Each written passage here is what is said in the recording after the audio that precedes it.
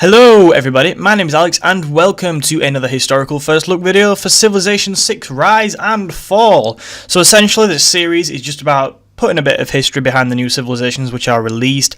Of course I'll leave all the sources I've used down below. But yeah, today we're going to be taking a look at Genghis Khan and the Mongols, seeing as they didn't release another civilization this week, didn't release a new one. So we'll try and put some context behind him and his reign. We'll have a look at various aspects of his reign, including a couple of his campaigns into foreign lands. We'll take a look at the unique unit, we'll take a look at the unique building, and we'll just try and build a little bit of a historical picture around him. But before we get into the video, there's just a couple of things I want to say. First of all, thank you everybody for last week for the Georgia video. Thank you for everybody who liked it, who watched it, and obviously subscribed to the channel. It really does mean a lot, and I'm very grateful for everybody who does support the series. And yeah, also that in this particular episode, as with every episode, please do forgive me for my really crap pronunciation, and also if I make any mistakes, feel free to leave them down in the comments. It's always nice to see when I've made a mistake, but yeah, it's nice to pick up on that and just talk to you guys in there. So yeah, I hope you enjoyed the video. Remember to like and subscribe if you do, and let's get into it. So yes, Genghis Khan. What do we know about Genghis Khan? So when I think of Genghis Khan, I'm thinking kind of violence. I'm thinking a lot of violent connotations to his attacks, to his massive empire, but a lot of it comes down to violence, I think, in how the Mongols dealt with certain cities and people. But he was not just violent. There are so many other things to him, and this is an area of historical debate, which I'm not really going to touch on too much in this video, just to try and keep it quite simple and short. But it is good to kind of make you aware that there is this overriding impression of violence, of fear, of rape. But he also brought in quite a few good things, such as religious tolerance. He also unified the Silk Road, I believe it's called. But we'll go on to that later in the video. So yeah.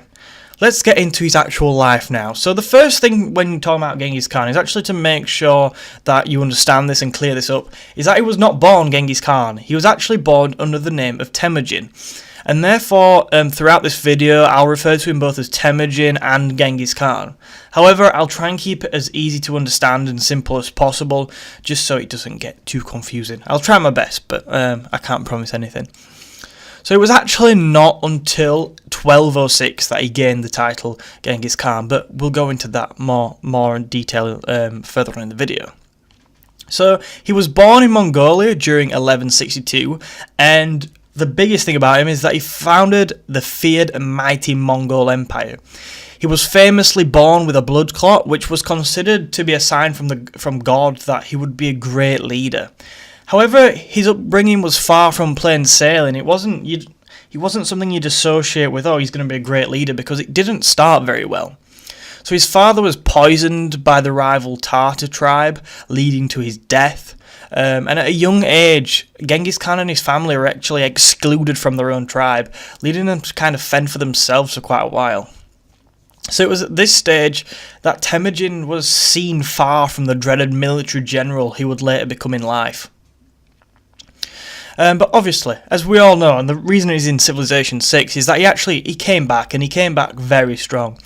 And he would actually go on to found the largest connected land empire the world has ever seen.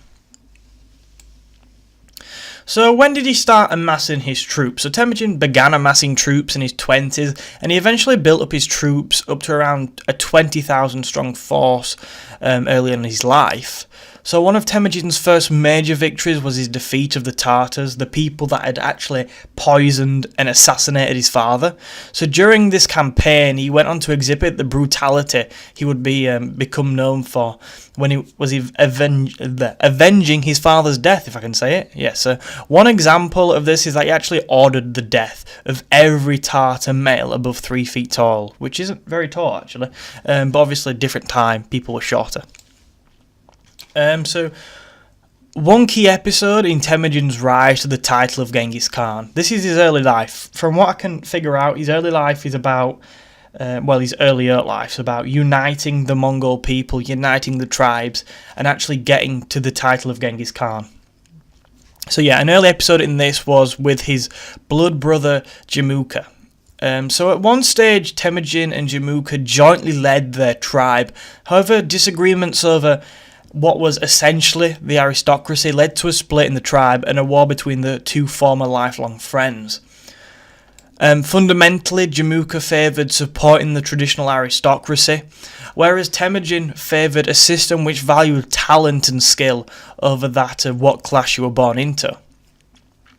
But in this war, Jamuka would strike the first blow between the pair. He claimed victory at the Battle of Dalambalzut in around 1186, when his forces of around 30,000 slaughtered Temujin's smaller force. Following the battle, however, I mean, this is just horrific, but Jamuka boiled alive around 70 male captives, which he captured from Temujin's army, highlighting the brutality of this period. I mean, that is just messed up, isn't it? Boiling people alive, really? From my reading also, I got this impression that this was very much frowned upon by quite the vast majority of people in this period, which led partly to Jamuka's downfall, because people didn't really want to be associated with him that much. But yeah, however, Temujin would ultimately defeat his former blood brother in 1204 and take the position as unquestionable leader of the Mongol people. Following this is when he gained the title Genghis Khan, which pretty much translates to something like ruler of all. There's a few different interpretations of it, I think, but I've got it as ruler of all from Googling it, essentially. So following his accession to the title of Genghis Khan, he led the Mongol people in their offensive of the neighbouring Chinese Empire to the east. This was the pretty much first major campaign he embarked on, from what I can gather. So the Mongols advanced as far as modern-day Beijing, raping, killing and destroying all in their path. So yeah, that's pretty much tying into this impression that the vast majority of people have got, that he is quite an angry person. And yeah, but there were okay bits about him as well. But yeah, this highlights how nasty and horrific a Mongol invasion could be. So following this invasion of China, the initial one anyway, he led his forces east into kind of throughout Eurasia into actual Europe. And through a series of war in the early 1200s, he got as far west as Afghanistan, the Kievan Rus, which is essentially part of Russia, Georgia, which we talked about last week in our first historical look video, and Bulgaria, or I think it was Volga Bulgaria. I also saw it titled as, maybe. Please let me know if I'm wrong in the comments. So in addition to his exploits in the west, he also returned to further campaign in China, following up his initial one, which was shortly after his accession. So this is kind of just an overview of him, of his military campaigns. It's a very quick overview. I could have gone into so much more detail, but I didn't want to kind of talk too much about it. But at the time of his death in 1227, the Mongol Empire actually spanned from the Pacific Ocean to the Caspian Sea, which is absolutely massive. I mean, in such a short period of time, that's pretty crazy. And it just shows how good and capable a military leader Genghis Khan was. So in the next section, we're going to go on to talk about other facts. We're also going to bring in some other areas of the military. But yeah, let's get on to that now. Genghis Khan had one real life companion. Her name was Borte. Initially, he married her to strengthen his fighting force because he married into another tribe, which gained him obviously more troops. But she was to become a loyal and loving companion. However, as with any good love story, I mean, if you've ever been to the cinema or whatever and seen a chick flick or whatever you want to call it, there's a sad middle, and not everything went so smoothly. In a raid by the Merkit tribe, Borte was kidnapped and subsequently given away as a wife to another man. Unsurprisingly, Genghis Khan, or Temujin as he was then known, mustered together a large force through the help of the local Khan and rescued her after a couple of months.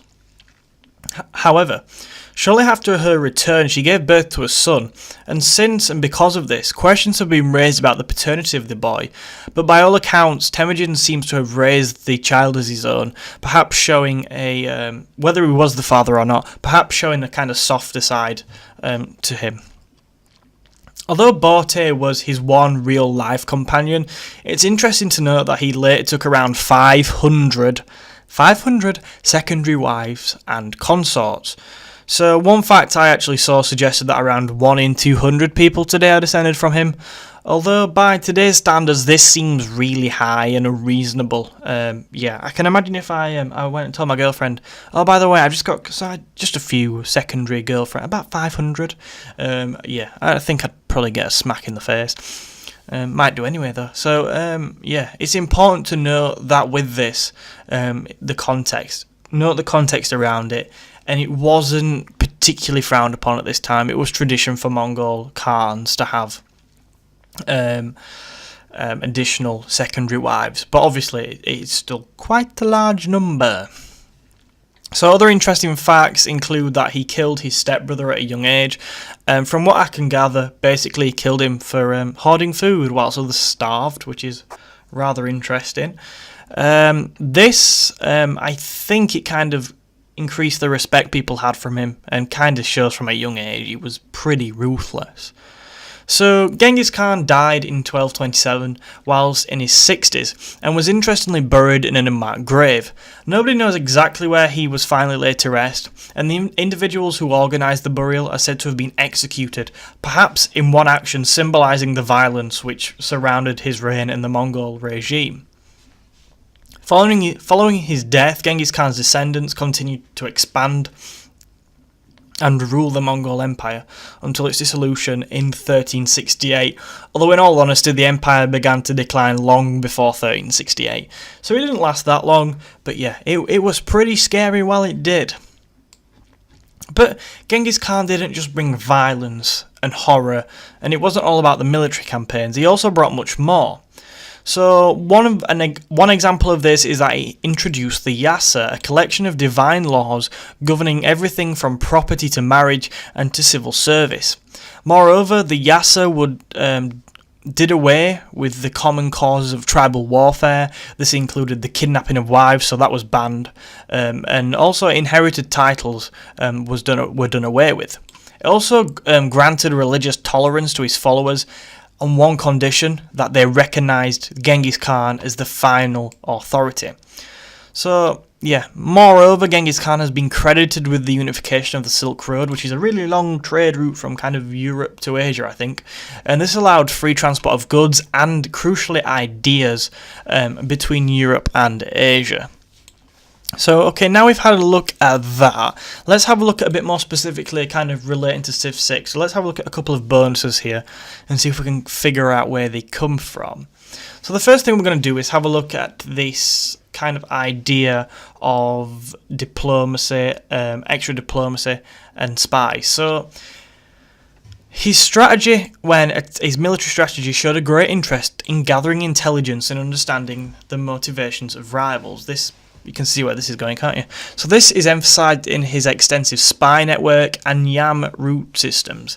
Essentially, the YAM route system involved messages being passed on between messaging stations, allowing the messages to move quickly, but also because there was a number of messengers, so they were kind of passing on a message from one person to another. This allowed the messenger not to get tired, so you've got a different person taking it every day, which allows the message and information to move as quickly as possible. So this ties in with the Mongol unique ability Ortu, which allows you to increase diplomatic visibility and subsequently combat strength by starting a trade route to a city of another civilization. I think that's really interesting how they've done that. I would not have known that about Genghis Khan without doing research, so I'm really glad that they've put that one in. So let's have a look at his leader bonus now, which is Mongol Horde. So the bonus to combat strength you get with this is, I think it's pretty obvious maybe, because he's just so infamous for having been focused on cavalry. But the chance to capture enemy class combat units is perhaps a little less obvious. So I'll probably be wrong now, I'll probably be wrong on that bonus, but anyway. Ultimately, the capturing of enemy class combat units is in celebration of the fact that Genghis Khan often supported tribes of the steppes once he had defeated them and incorporated their troops into his army. He wasn't like, it was less of an occupation, I don't know, it's difficult to explain it, but he included them. They became part of the Mongol Empire, and this is how he built on it. He gained more troops, and that's essentially what that's in celebration of. So next up we'll have a look at the unique unit and unique building. So Mongolia's unique unit is the Keshig. The Keshig acted as the Imperial Guard of Genghis Khan, and they were split into day and night divisions. They have different names, but I'm not going to go into that right now. So the Keshigs were equipped with a composite bow, and they had the mobility to harry opponents from a distance because they also had this bow. This is something I always kind of associate with Mongolian cavalry, the fact that they're also archers as well. However, unlike the majority of Mongolian horse archers, the Keshiks were distinct in the fact that they would usually not follow the main bulk of the army into battle. Instead, the Keshiks stayed back in order to act as a bodyguard. So yeah, that's basically what they were, a bodyguard. I think this ties in as well with the civilians, because they are a military force, but they're also kind of there for protection, so hence why I think you can use them to move civilians around with the same speed. So let's talk about the Keshig under Genghis Khan. So under Genghis Khan, the position of a Keshig was well paid and extremely high ranking. I think it was pretty much one of the highest ranks you could get in the army. When he initially established the Keshig, there were some of his most loyal followers were put into that position. This fact demonstrates the importance in Mongol culture, how important it was to actually be protected in Mongol culture, which was traditionally riddled with assassinations and betrayal. So that's pretty much, I've just thought I'd do a little bit of a summary for the Keshig, just to save a bit of time. So let's now have a look at the unique building, which is the Ordu. So I pretty much took this from the website because I think it summed up what I wanted to say quite nicely from it. So Ordu translates as a palace tent. However, an Ordu acted as much more than just a palace tent for the Mongols. It acted as the centre of the tribe, and considering that they were kind of mobile, the Mongols, this is really important. So yeah, they were a mobile, key and influential place which acted as the headquarters for their people. It had styles from simple decorations to carefully sewn patterns. So the order moved with the Khan of the tribe and his warriors as they went on campaign. This ensured that they always felt at home no matter where they were and travelled. That's why Ordus grant a movement bonus to light and heavy cavalry in Civilization 6. So yeah, the Ordu basically is a replacement for the stable, I think. And that's just a bit of history about the Ordu. So that is pretty much everything I want to talk about in regards to Genghis Khan and the Mongols in this video. So yeah, I hope you've enjoyed. If you would like to see more of these, I will be making them pretty much every week for the foreseeable future and probably beyond. To be honest with you, I quite like making them and finding out new facts. So if there's anything you'd like me to do, I will be doing a historical look on whatever civilization they release next week. Plus I'll also do a kind of look at their bonuses and how I think it'll play in Civilization 6. But yeah, if there's anything you'd like me to do, please leave that in the comments. If you've got any feedback on structure, on perhaps things I've missed out that I should have included, leave them in the comments as well. I will leave a link of sources at the bottom of the description of what I've used, including some really useful videos. There's some really descriptive videos out there which I've got some really good information on. So thank you for watching. Please remember to hit that like button if you've enjoyed and you'd like to see some more. I'll also be doing Civilization 6 content. I've currently got a playthrough going on, which I've actually finished recording. I'll do Rise and Fall. Yeah, so if you're interested in history or Civilization 6, make sure you hit that subscribe button. And yeah, I'll leave our Twitter link below, so make sure you give us a follow on there if you'd like. And I will see you in another video.